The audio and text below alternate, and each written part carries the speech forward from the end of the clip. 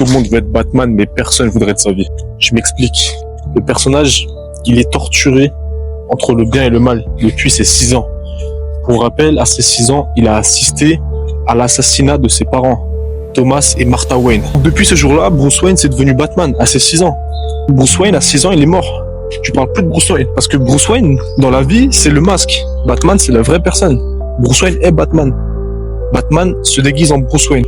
Il a besoin de justifier son existence en combattant le mal.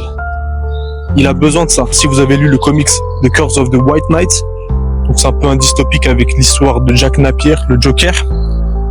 Mais Batman, il a besoin du Joker pour vivre. Le Joker, il a besoin de Batman pour vivre. Les deux se poussent vers le haut finalement. Parce que Batman sans mal, il a aucune raison de vivre. Tu peux le voir dans The Dark Knight. Le Batman, après avoir, entre guillemets, tué Harvey Dent, il s'est éclipsé. Il a perdu toute motivation de vivre en fait. Il attendait juste que la mort. Tu vois, même Alfred, il lui dit, Batman en fait, il veut se venger de la mort de ses parents continuellement en traquant les méchants. C'est pour moi, le fait qu'il ne soit pas un héros. Pour moi, c'est pas un héros. Parce qu'un héros n'a pas besoin de justification pour aller combattre le mal.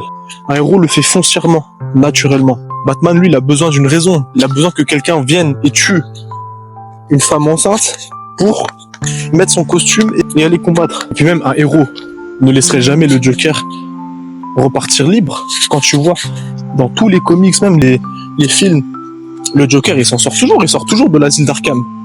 Et tout le monde sait que le Joker, il va tuer des gens. Mais Batman, il le laisse faire, entre guillemets, parce qu'il a besoin. Il a besoin de cette combativité, de ce mal, pour pouvoir justifier son existence. C'est pour moi le fait principal qu'il ne soit pas un héros. Pour moi, c'est pas un héros. Batman, c'est mon personnage préféré, tout comics confondu. Mais pour moi, ce n'est pas un héros. Je vous le dis. En fait, en Batman, je ne puise que le positif. Donc, c'est-à-dire sa motivation, sa détermination, de s'entraîner dur, travailler son intellect à un point où il peut surclasser des super-héros venus d'autres planètes, comme Superman. Le voir, intellectuellement, personne ne peut rivaliser avec Batman. Dans ce caractère-là que je puise le maximum dans Batman. Mais j'aimerais pas être Batman, je vous dis, je me considère même pas Batman. En fait, Batman, c'est juste une inspiration.